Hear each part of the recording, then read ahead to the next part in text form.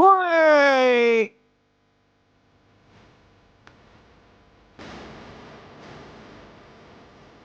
一拜，再拜，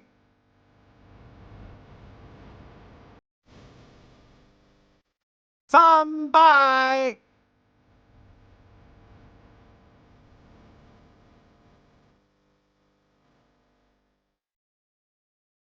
起。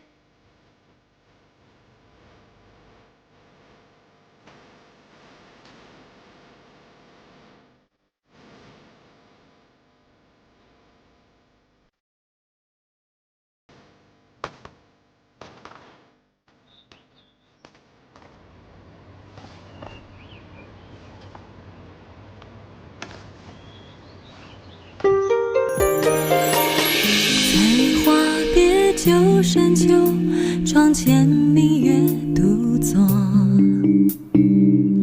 不甘心的寂寞，对谁诉说？不会说，再不说，眼泪划过，而你不再为我，我不再难过，就这样结果。也许只是眼角无意的一瞥，就注定了你我。大雨一直滂沱，无言雨水滴落，思念对谁说？也许只是眼角无意的一瞥，就注定了寂寞。就算你远走，我还站在原地，傻傻的等候。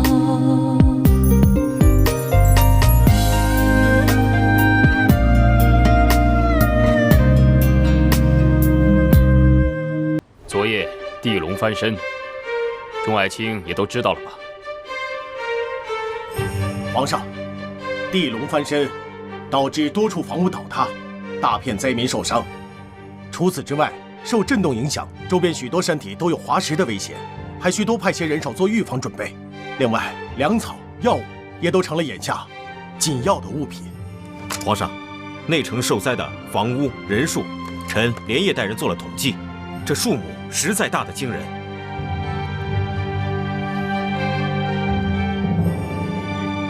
户部尚书何在？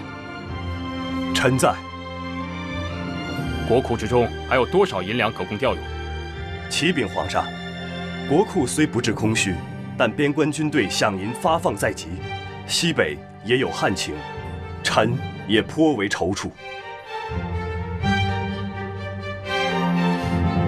命皇宫上下除太后以外，其他所有开销通通减半。若有商贾愿意低于市价出售粮食，那朕就不妨送他一副半丈长的锦服，以表荣耀。这商贾之中捐款捐物前3者，朕要设宴御花园，亲自召见他们，给他们一次面圣的机会。众爱卿，意下如何？皇上圣明。青柔，你的方法果然好。既然我都起了表率作用，他们还怎么好意思不捐些钱财出来呢？那是当然，而且这次还有皇上亲自接见呢，多大的荣耀！这样也就差不多了。什么赈灾晚会之类的，怕是那些老头一时也难以接受。唉，这阿广也不在了，也没人陪我胡闹，我好可怜。不行不行，坐正上，严肃点。虽说这次能够平安归来，朕是借了地龙翻身的机会，但能把这灾后重建的事情处理得如此有条不紊，还是离不开你的帮助啊。兄台客气了。傻丫头。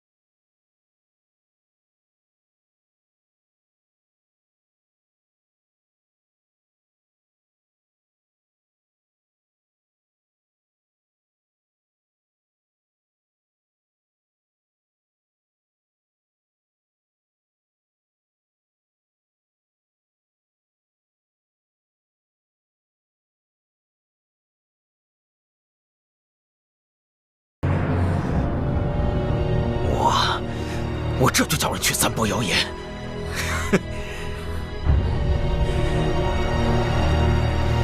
到时候物价上涨，我看他谢延齐该怎么办。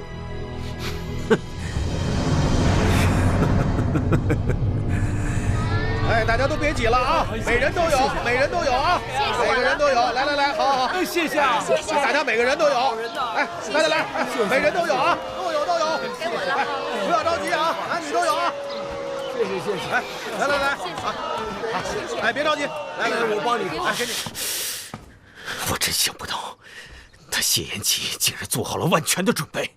看来我们想用天灾做文章，是不太容易了。这肯定都是那尹晴柔的主意，绝不是那些低能的朝臣所想得出来的。尹晴柔，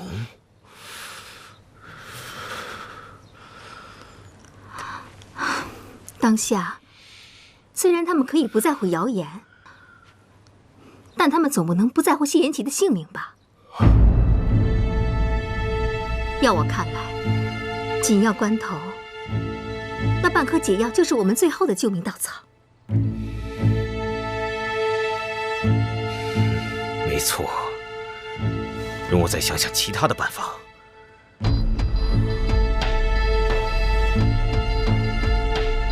这大灾之后必有大疫，这倒是我们下手的好机会。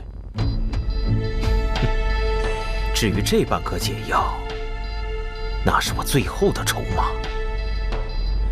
不到万不得已，我是不会轻易使用的。那谢延齐乃95之尊，难道他就不能利用职权，调动天下名医，在1年内配出这解药吗？就算他能集天下名医，调天下资源，那又怎么样？恐怕他没这个时间了。这其中几味药，几十年一开花一结果。就算名医等得起，他谢延齐也等不起了。哼，如今全天下能救他性命的，哼，只有我这半颗解药。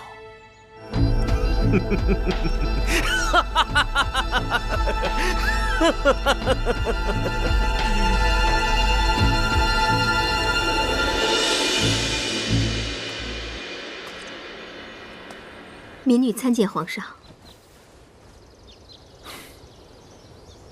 你的胆量倒真的不小，竟然还敢进宫。我来是想跟皇上谈一笔买卖。买卖？想必皇上也知道，你们所得到的不过是那半颗解药，而另外半颗在独孤远手中。自从地龙翻身以后，他独孤园的人力财力都已损失大半，如今也只相信我一个人，所以也只有我才能偷出那解药来。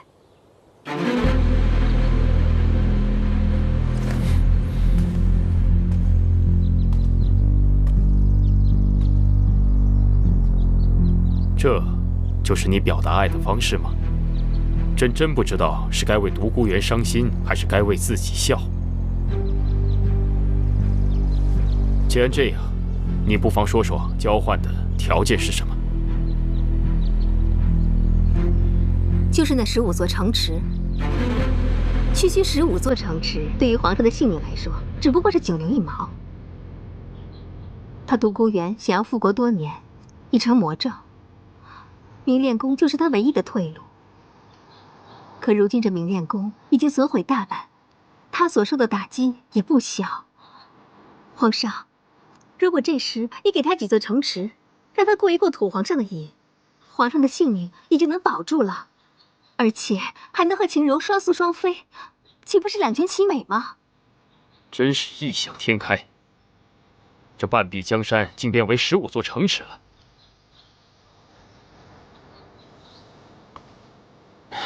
想法虽然天真，但你对独孤园也可谓是痴心一片了。想不到你如此自私寡情之人，竟然也会对他不离不弃，如此为他着想。不过妙手难医命中之人，佛陀难渡无缘众生。朕若命不该绝，自会化险为夷；而你们若是真有缘，他迟早有一天会明白你的心意。所以你的这个要求，朕是不会答应的。你走吧。皇上难道连自己的性命也不顾了吗？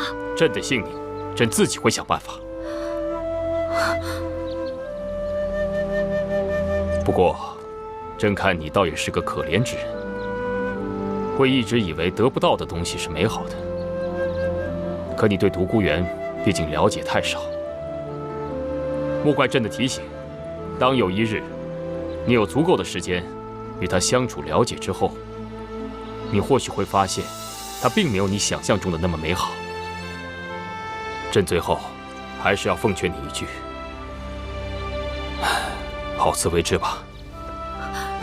皇上，请您考虑考虑。皇上，走，皇上，快走！皇上，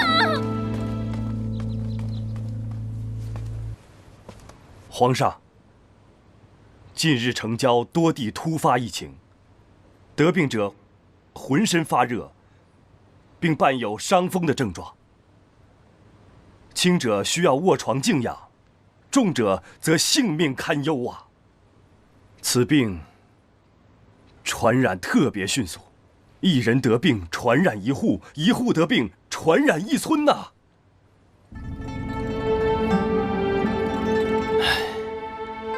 朕早已料到会如此。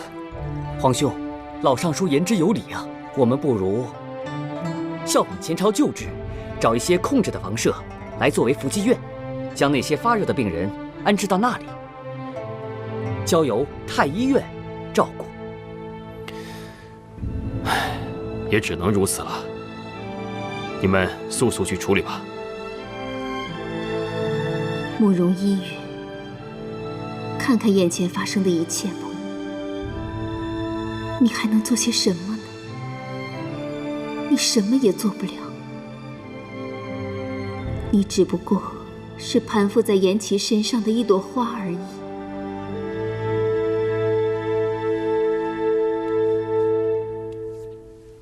来人呐，在。吩咐下去，从今日起，不论任何人来求见，都说我身体不适，不宜见客。是。那皇上呢？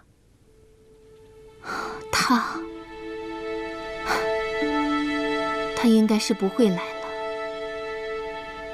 就算是他，我也不见。是。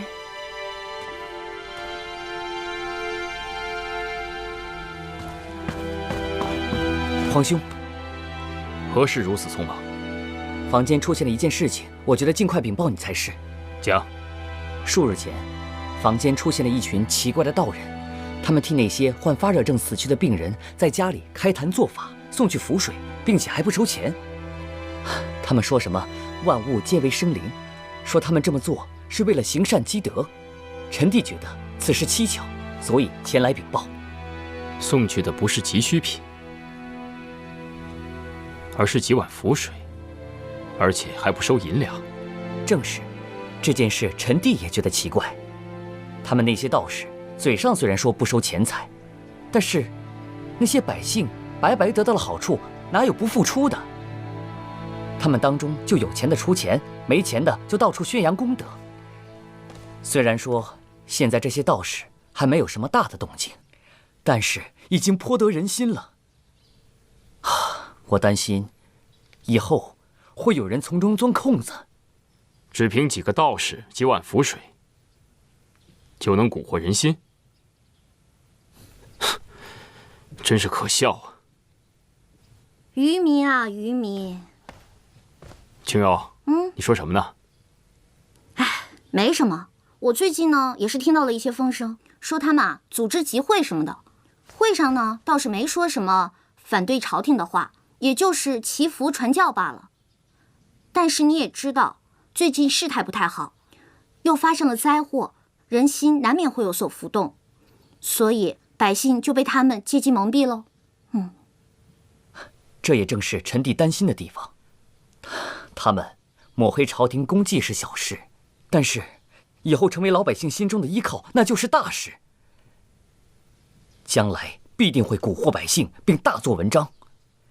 倘若此时把他们抓了起来，老百姓心中又肯定不满。唉，真是棘手啊！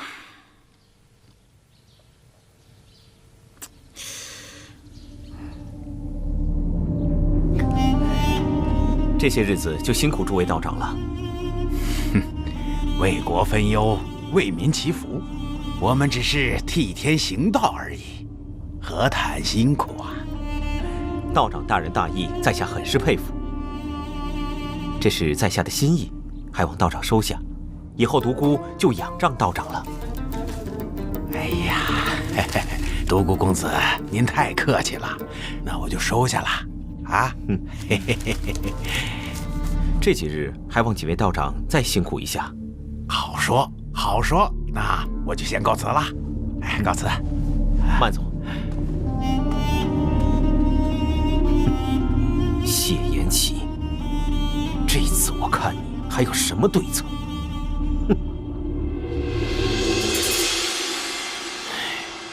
这些人既然能打着替天行道的招牌，干着心术不正的事，那就休怪朕不客气了。我倒要看看，这老天到底是不是他们的亲爹娘。四弟，传我的旨意下去，将这些道士们都分散开，分别安置在我们的福济院中，让他们去施法祈福，每日与病患们同吃同住，让这些病患们也感受一下天恩浩荡。至于这些药物，还是要照常送去的，正好可以让太医们都回来歇上一歇。想必这些道士们也一定是照顾病人的好手吧？啊？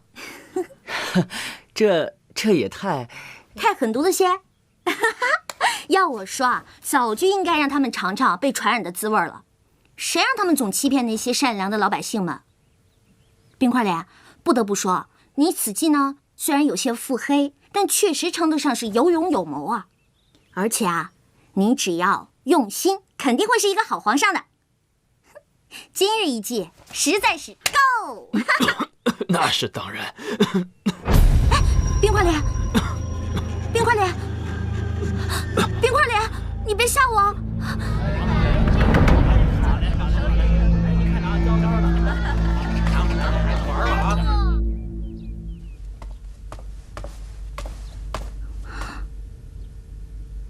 怎么是你？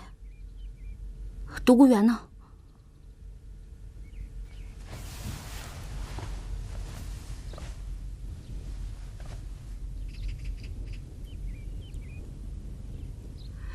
你来找独孤园，为什么？我本来不想跟你说什么的，可到了现在，我也不怕说给你听。贤齐的毒已经毒发多次了，太医说只会越来越严重，接下来就是大器将至。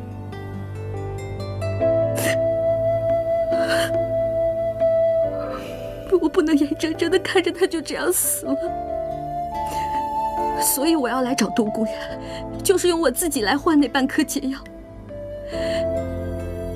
谢延吉为我牺牲那么多，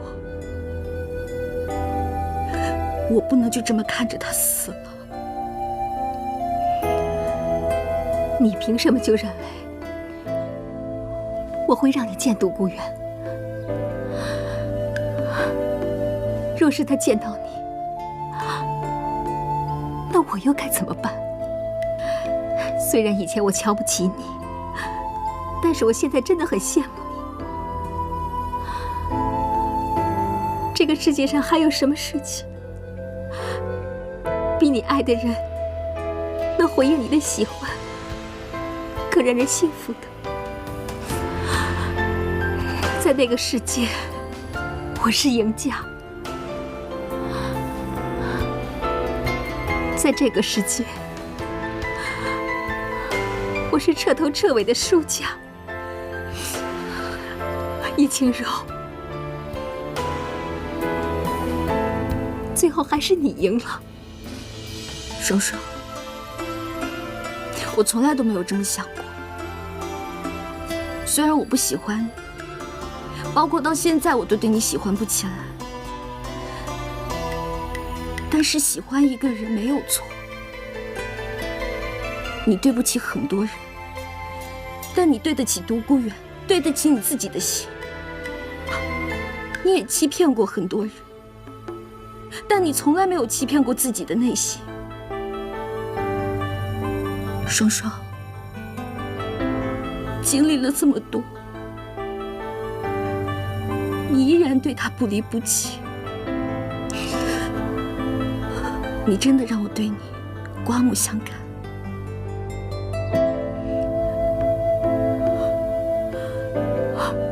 你走吧，那半颗解药我会帮你拿到，不要再来找他。我知道，他也翻不出太大的浪花，我会一直陪着他。相信有一天，他能看到我为他所做的一切。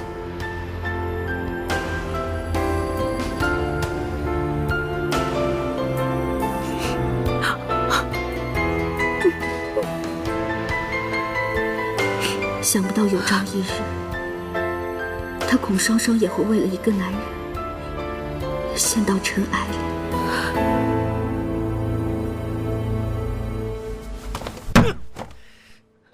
贪生怕死的牛鼻子，收了我那么多的银两，就把事情办成这样，为什么？为什么啊？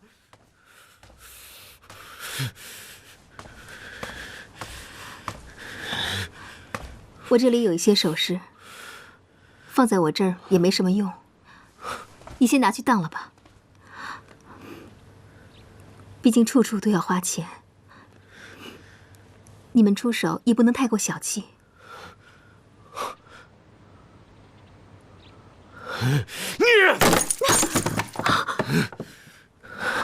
我独孤远什么时候要靠一个女人典当首饰来过日子啊？滚！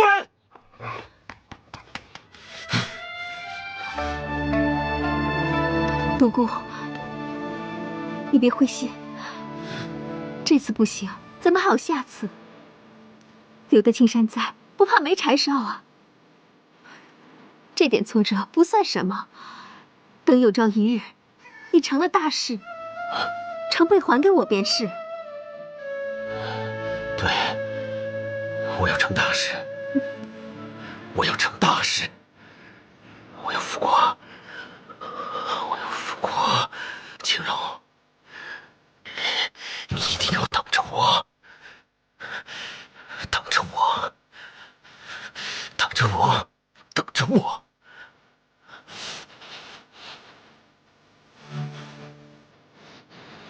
我们不如放一把火，烧掉所有的伏击院，然后躲一段时间避避风头，韬光养晦一段时间过后，再做行动。尊上以为如何？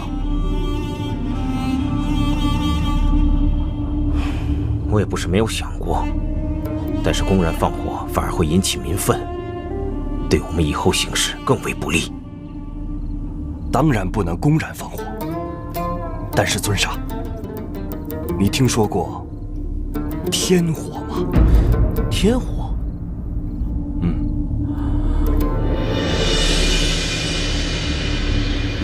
恢复的不错，回去好好调养调养。谢谢啊。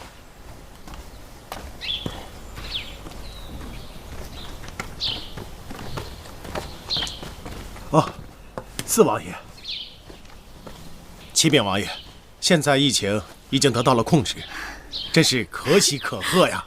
大人辛苦辛苦，皇上已经下旨，待一切事情尘埃落定之后，必定会论功行赏，不亏待大人。最后还请大人善始善终啊！啊，放心。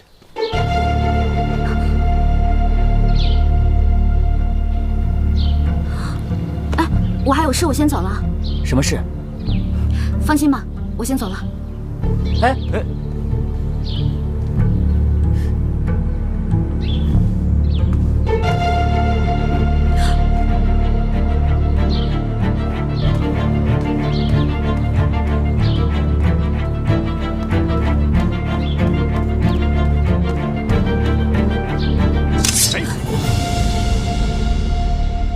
尹姑娘，你果然还认得我。说，那些道人是不是独孤园搞的鬼？轻柔姑娘，你最好什么也别问，莫要让属下为难。带我去见独孤园。这，我要先请示尊上才行。独孤园，请尊上恕罪，属下该死，被尹姑娘跟踪都没有察觉。你下去吧。是。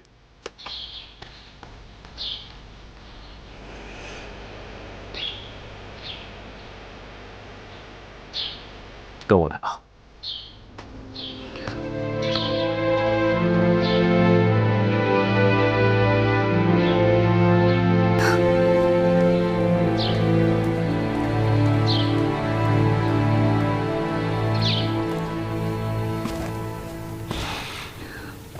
独孤，你不要再一意孤行了，你是不会成功的。再这样下去，只会害了更多的人。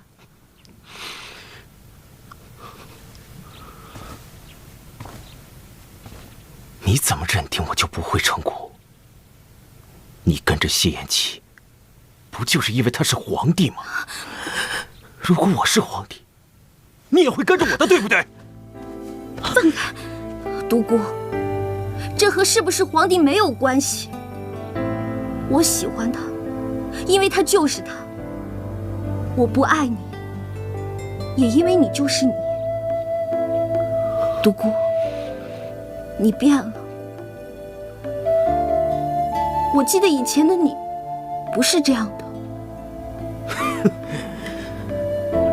其实我一直都这样，只是你没看到而已。既然你自己找上门来了，我独孤就不会再让你走了。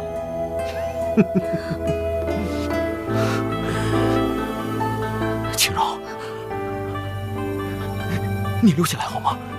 只要你留下来，我答应你把解药给谢安琪。独孤，就在前几天，我还想过要用我自己来换那半颗解药，但我现在想通了，我不会再找你要解药了。1年之内，若是天下名医找到解救之法，那自然是皆大欢喜；若是找不到，我就和他一起去死。反正我已经活了2辈子了，不亏。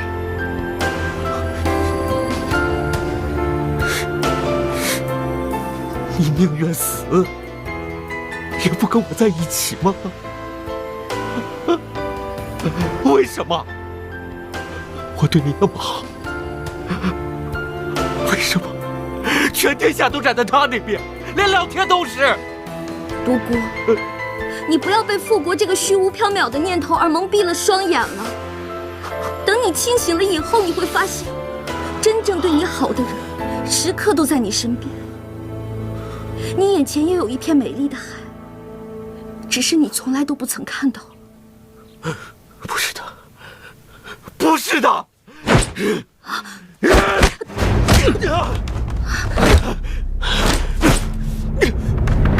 别追了，随他去吧。你们怎么过来了？还不是因为你乱跑，四王爷放心不下，我们就一起找来了。晴柔，你以后不能再这样了，你要走丢了，三哥非掐死我不可。好了，知道了。此地不宜久留，我们走。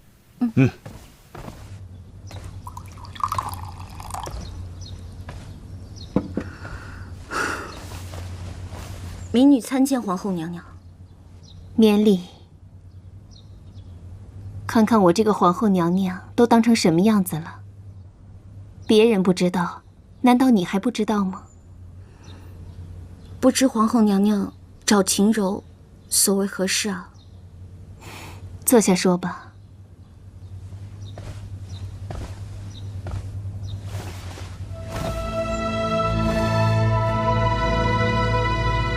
你不用担心，我再也不会影响到你和颜齐的感情了。这些天发生了很多事，我也看得很是清楚，也想明白了很多事情。其实，你比我更适合坐上皇后的这个位子。要说当初如果是我，也许我不会让他服下那半颗解药。我会想尽一切办法，用那半壁江山，去换取另外的半颗解药。现在想想，我也真是天真。娘娘，其实当时我没想别的，我也是。我明白，从地龙翻身到救治瘟疫，再到如何对付那些邪恶的道士，你做的真的很好，可能没有人能比你做得更好了。颜齐需要你这样的妻子，江山需要你这样的皇后。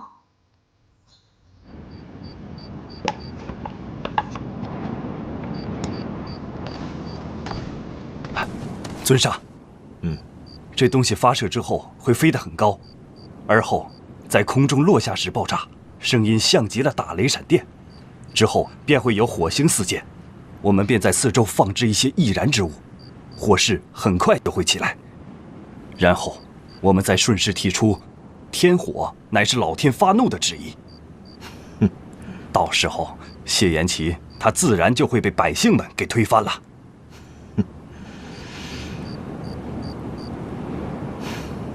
跟着我，辛苦你们了。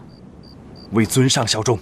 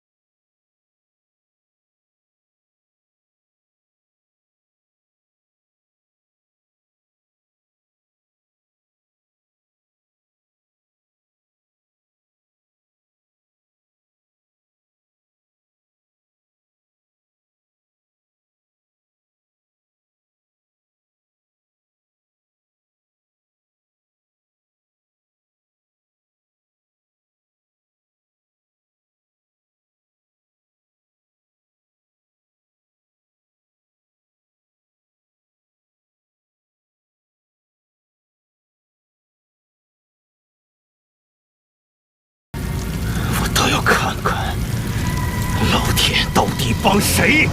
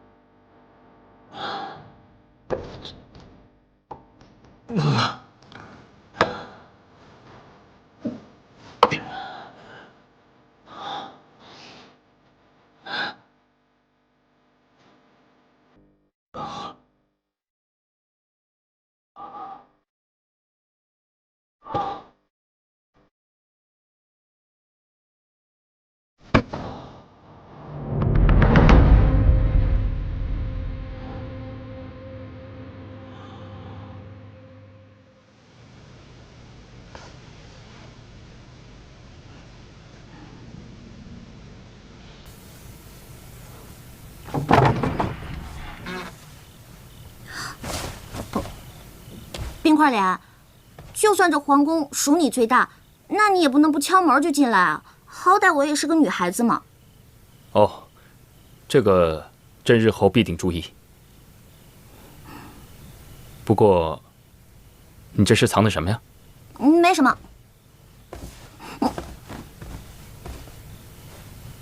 嗯？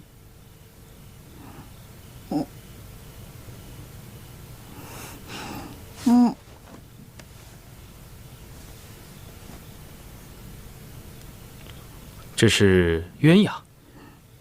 哎呦，其实呢，我想绣的是天鹅，但宫里没有教绣天鹅的，我只能绣鸳鸯了。你们都说鸳鸯是象征爱情的鸟，其实才不是呢。一只鸳鸯死了，另一只鸳鸯就立刻去找下一只鸳鸯了。唉，只有天鹅才是一辈子只认准一个爱人的鸟呢。如此说来，青柔，我更愿意与你做一对鸳鸯。如果我真的去了，住口！不许胡说！我要你做我的白白胖胖的大天鹅。来，刚才我听闻四弟和尹浩说，你去找独孤园了。你可千万别误会，我其实我知道，你是为了我。可是青柔，我就是怕见你为我铤而走险。每当我想到有可能独孤再次带走你的时候，我的心中就莫名的恐慌。你可明白？我知道了，以后不会了。算了，我也不去再想那半颗解药了。这一年有一年的活法，就算我只剩下1年，我们也要开开心心。我想过了，能来这世上走一遭，甚是不易。既然来了，就要开开心心的。就算离开，也不要带着一身的怨气。你能这么想，那真的太好了。放心，我们一定会找到办法的。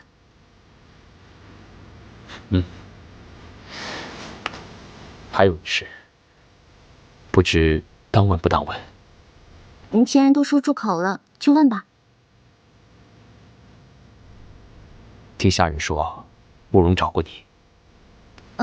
哎，你可千万别多想，他没说什么的。我知道，青柔，我能理解，你现在在宫中的地位十分尴尬。不过你放心，我一定会尽快解决此事，绝不辜负于你。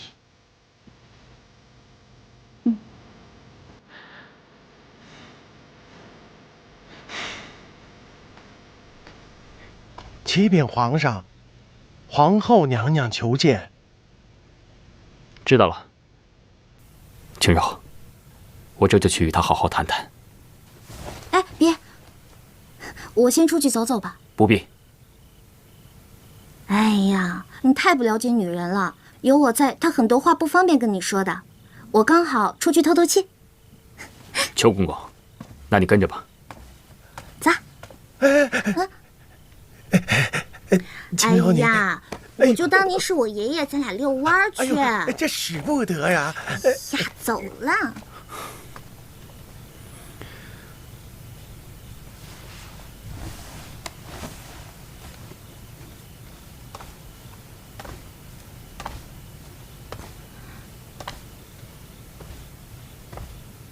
依允参见皇上。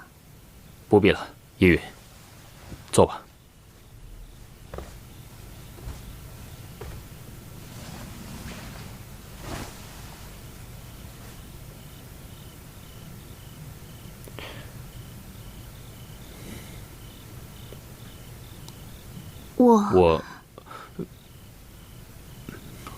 你先说吧。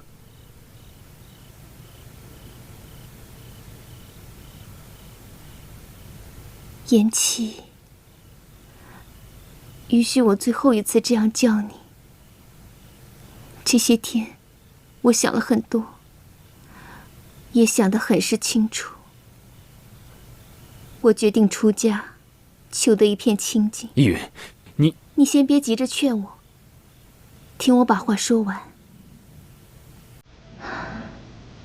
其实你我心里都明白，你爱的是尹姑娘，而她也比我更适合皇后这个位子。我感谢上苍，让我在最美丽的时候遇见了你，这是我的幸福。可是你我终究无缘相伴走过这一生。虽然我有过遗憾，有过怨恨，但这一切都过去了。这些天，我想起过我那5年遭遇的一切，也想起过再次回到你身边的点点滴滴。可是，现在我才知道，这世间最遥远的距离，不是爱，也不是恨，是曾经最熟悉的人，渐渐变得陌生。看来，你已经想好了。是，慕容家早已经灰飞烟灭了，虽称不上是罪有应得，但也是家人贪图富贵所致。而我，在做了这么多的错事之后，青灯古佛相伴，才是最好的归宿。前些天我去看过太后了，她老人家也愿意不计前嫌，也都放下了，所以医院也不愿再去怪罪于她。过几日，我便会搬到般若寺，和太后一起为天下百姓祈福诵经，从此不会再踏入这红尘浮世。我此次前来，也是和你做最后的道别。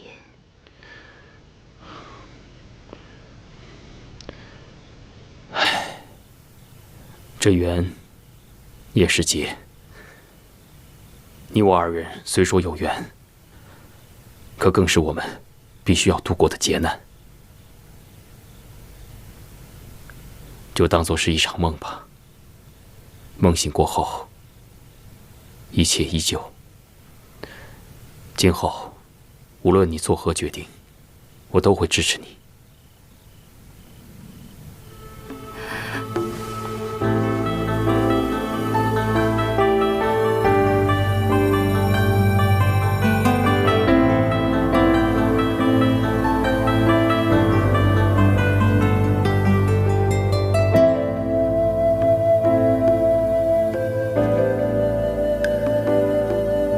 踏出这道门，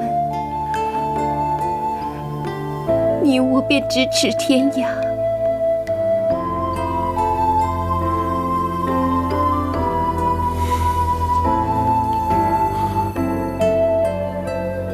依云，照顾好自己。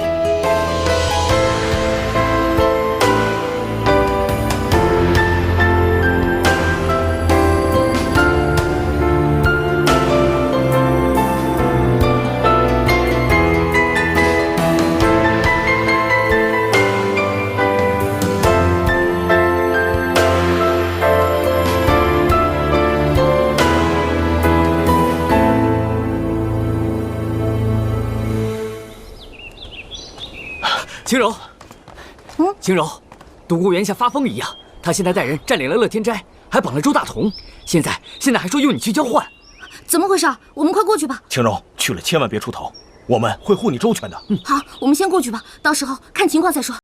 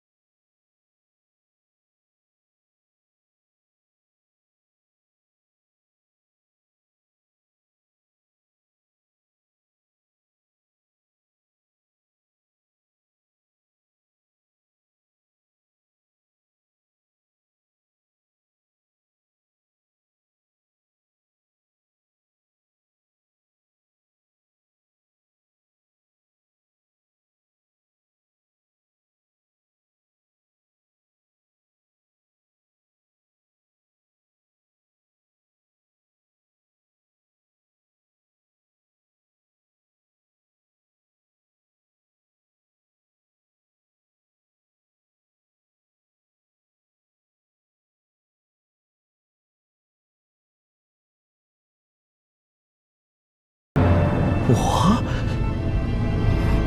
啊，对，是我，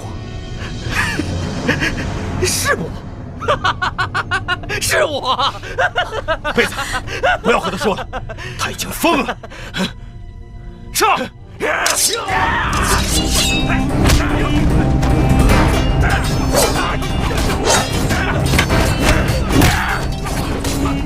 大头，你没事吧？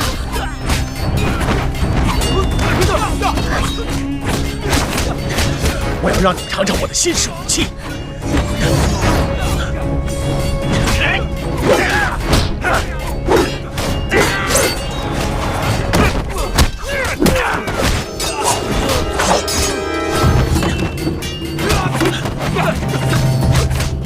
我去，你什么时候做的这个东西啊？早就有了，皇上用的。那你别伤他性命。放心吧。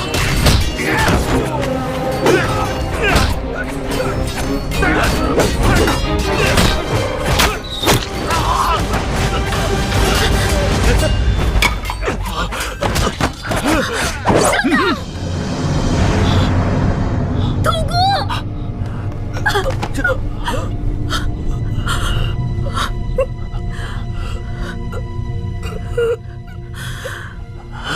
易清饶，那半颗解药在我这儿，你放了他。解药，我的解药，你偷了我的解药，你个贱人！连你也背叛我！易清饶，那半颗解药就是西元启的命，你放了他！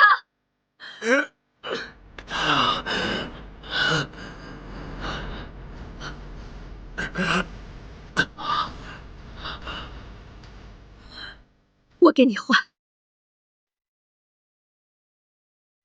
好，我答应。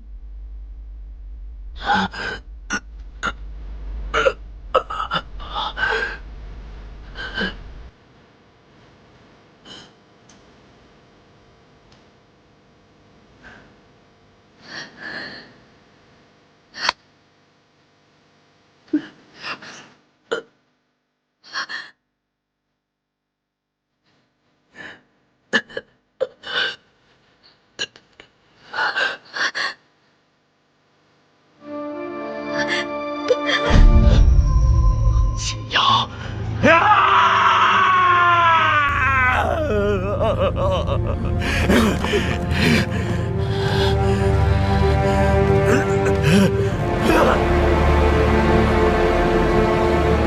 东姑，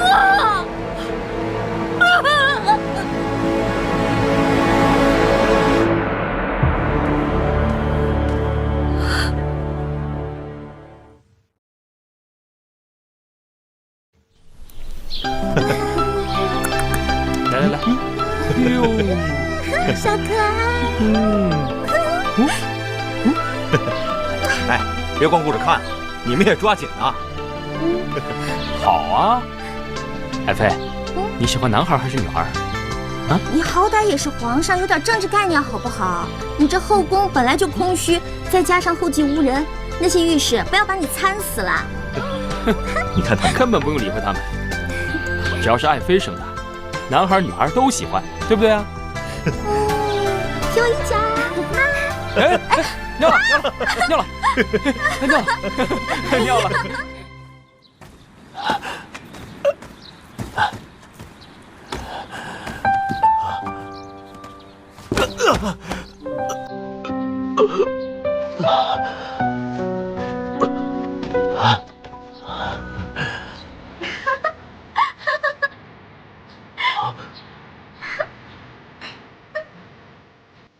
大哥，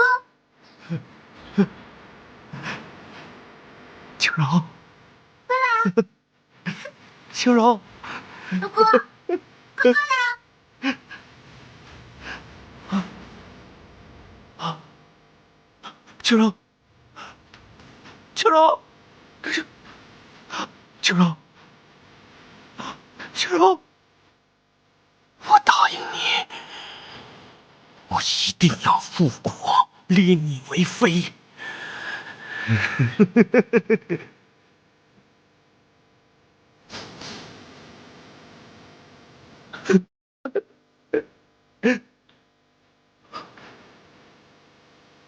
青柔，青柔，青柔！你有没有见过这个人呢？有没有见过这个人？换成这个。没有。有没有见过这个人？有没有见过这个男子？就换成这个。有没有见过这个男子？没见过。他现在这个。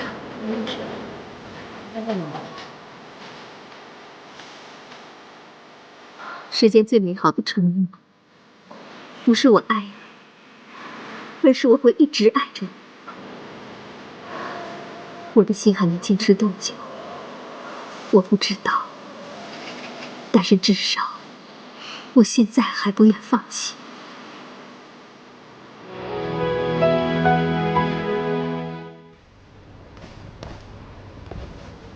皇上，臣有本启奏。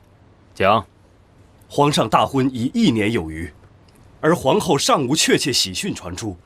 皇室子嗣重于泰山，但后宫又是空虚，亟待充盈啊！先皇大孝已过，秀女选拔在即，还望皇上恩准。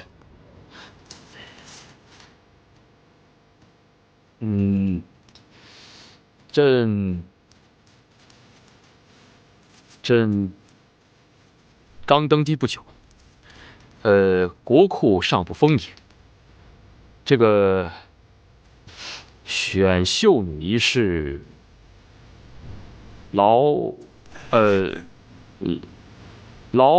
民伤财，还是暂时缓一缓吧。好了，朕乏了，无事就退朝吧。哎，皇上，退朝。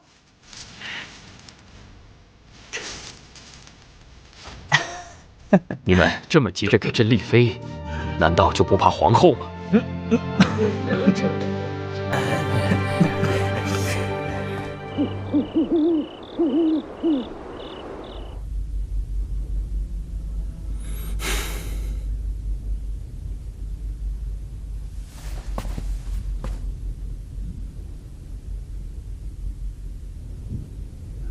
邱公公，你在看什么？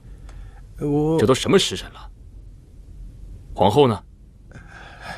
回皇上，皇后娘娘说她出去了，而且她还说让皇上今晚什么？说呀！娘娘说今晚让你睡书房。什么？书房？朕为何要睡书房啊？奴才也不知道啊。娘娘好像今天很不高兴的样子，要不奴才去把娘娘给找回来，您自己问问。不必了。摆驾，御书房。是。皇帝下旨了，全城妓院割祀停业1个月。这还不算啊，有趣的是，所有皇宫贵族以及5品以上的官员，不得与妻妾同床。这不，吏部的刘大人刚刚纳娶了一房年方15、貌美如花的小妾，却整日看得见吃不着，气得直跺脚。这就对了，看他下次还敢动不动就上奏，说什么皇宫空虚与祖制不合。就是，哎呀，不过咱们这位皇上啊，对待皇后娘娘还真是没得说。可不是嘛！要说这男人呐，但凡是有了些闲钱，都想着娇妻美妾的享齐人之福。瞎说啥你？可咱们皇帝啊，跟他们都不一样啊，就想一生一世一双人。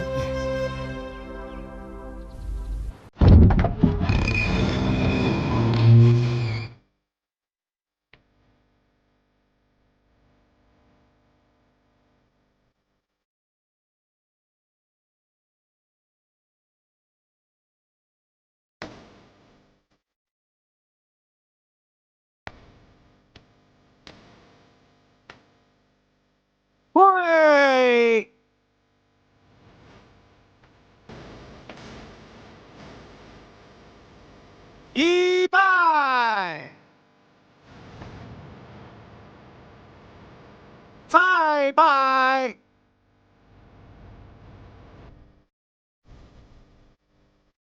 参拜。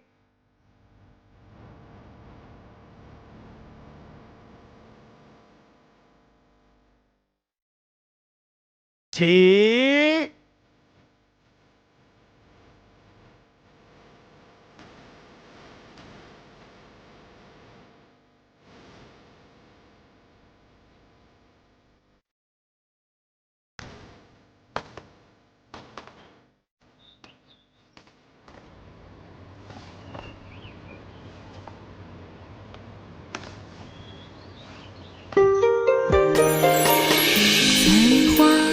旧深秋，窗前明月独坐，不甘心的寂寞。